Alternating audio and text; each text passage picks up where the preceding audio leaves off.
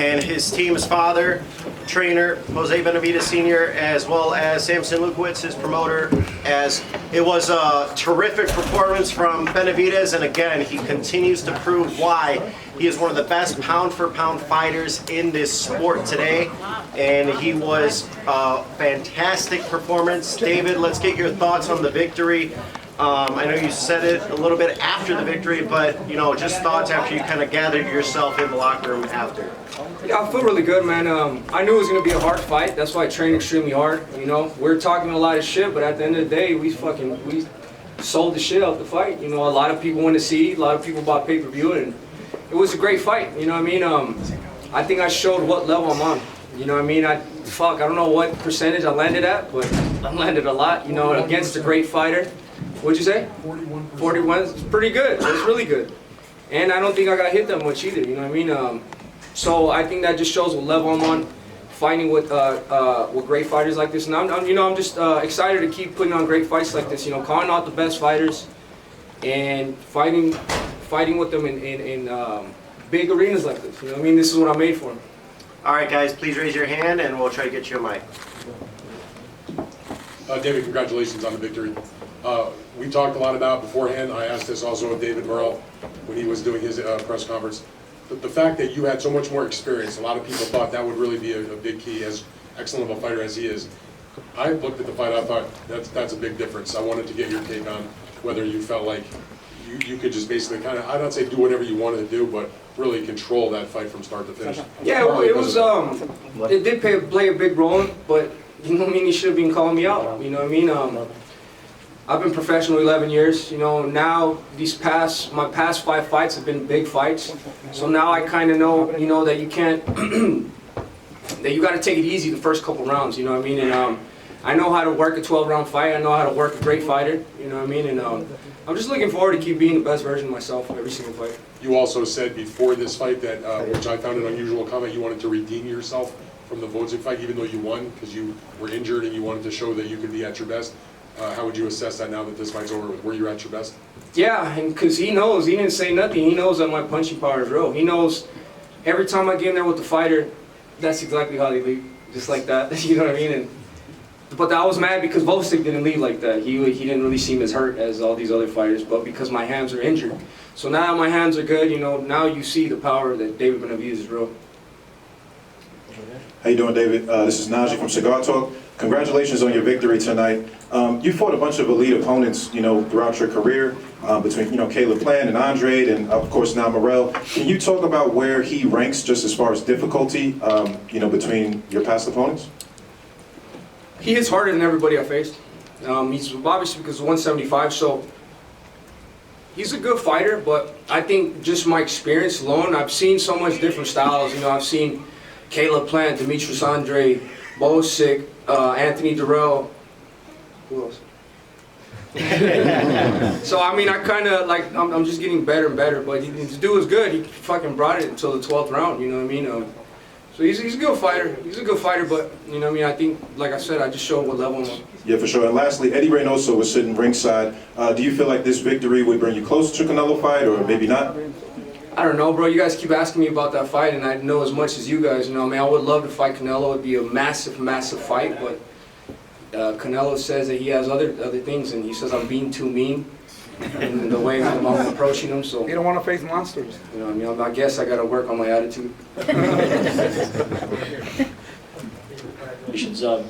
Hercules Sheik said that he would like you to come to the Benavidez Bivol fight. What are your thoughts on possibly doing that, and what do you think about fighting the winner next?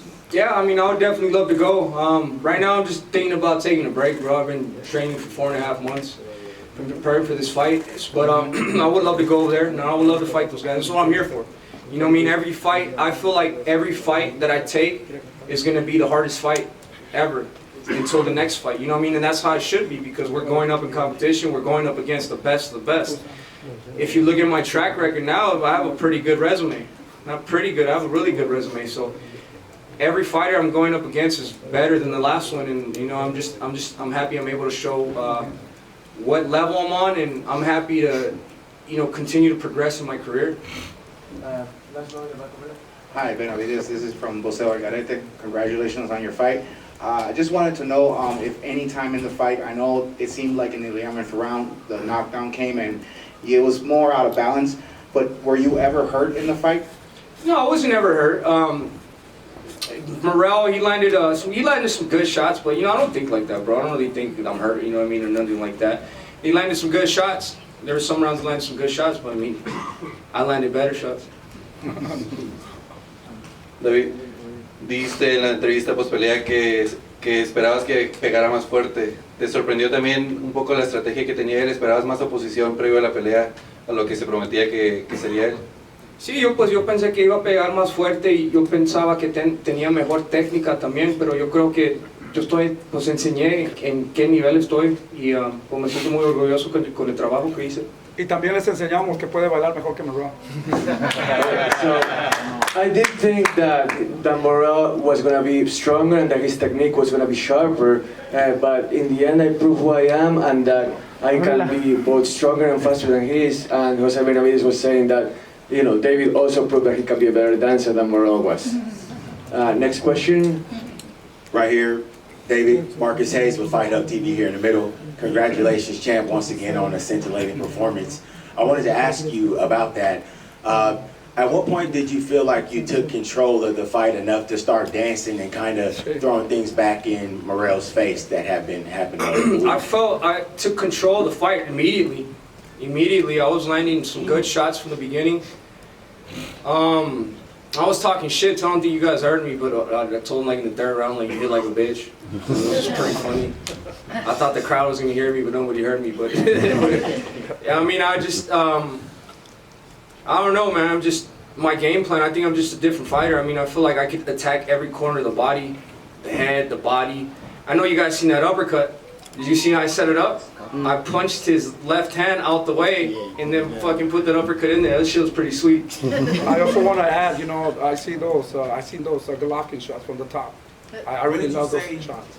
I'm sorry, what did you say in the corner? You looked at the camera on TV and you said something, but we couldn't hear the audio, obviously. I said, this is Monstro's world. I said, we're in Monstro's world right now.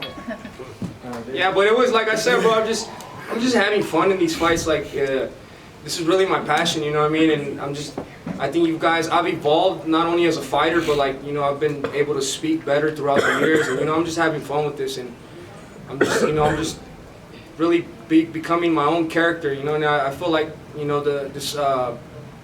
going to be the face of boxing soon. And I feel like I could really, take over the sport. And especially with performances like this, to give the people what they wanted to see. I didn't run from nobody. We're freaking going toe-to-toe, the whole fight. And yeah, man, that's what people want to see. Congratulations, David. This is Cynthia Conte from Best Women's Boxing Show, period. At what point in the fight did you figure out his game plan? Because he didn't think you were going to stand toe-to-toe. I didn't think he was going to stand toe-to-toe with you, but he did. So at what point did you figure that out? Well, I feel like people, when they fight me, they don't think I'm as good as I am. They don't think I have defense. They don't think I can box. They don't think I have a jab. So they kind of mess themselves up like that. But as soon as I started touching that body, I touched the left hook to the body and I heard whoop. So as soon as that opened up, I knew everything else was going to open up. And just the thing was me just keeping my concentration for the whole fight, because he was throwing some good shots, you know what I mean? So I was able to showcase my defense as well. So how much I won every round, right?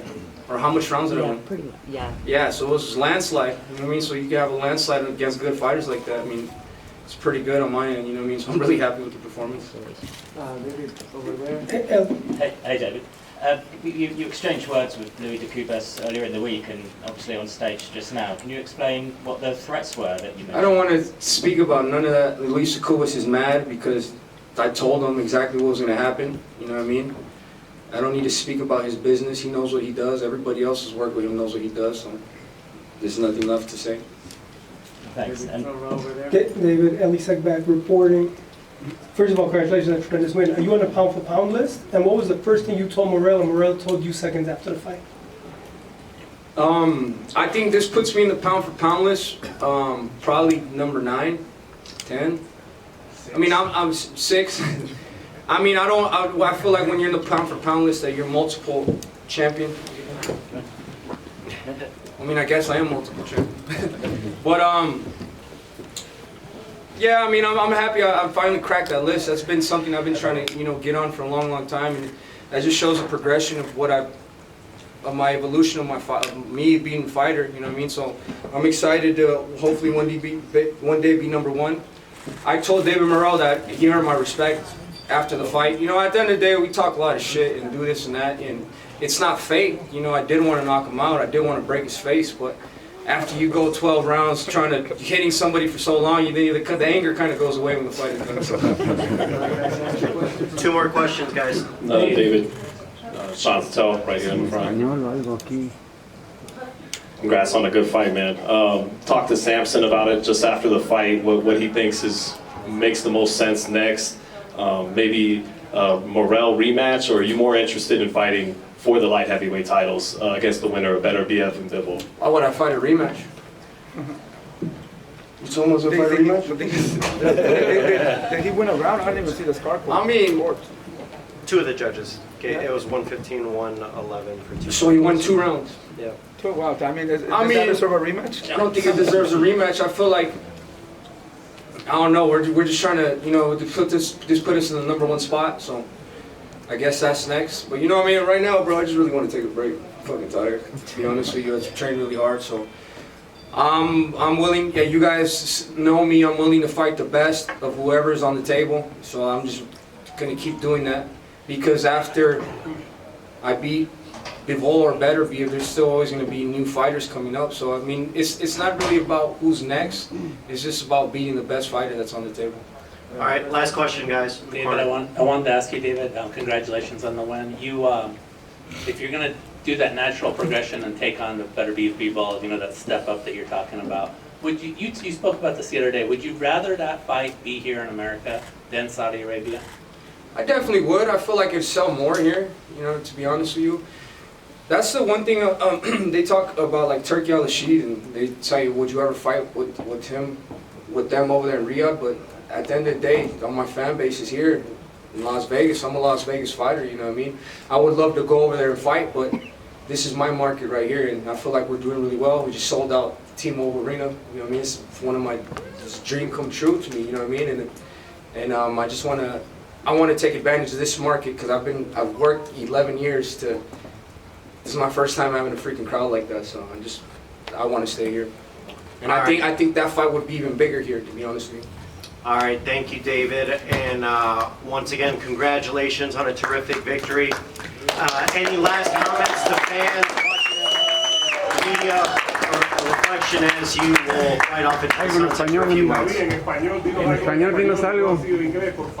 No, pues le quiero dar las gracias a toda mi gente, pues como le dije, toda mi raza de México, todos mis fans de Phoenix, Arizona, Los Ángeles, California, Seattle, Washington, Miami. Y estas son las peleas que le voy a seguir dando, y muchas gracias por todo el apoyo. And I just want to tell all my fans, that are at home, thank you so much for all the love and support, and I appreciate everybody, and I'm going to keep giving them the best fights. The best fights you guys want to see, I'm going to keep giving them to you. Thank you guys so much. David Benavidez, and we can't wait to see him later on this year, but first he's going to enjoy with his family and his friends this victory. Don't forget, March 1st.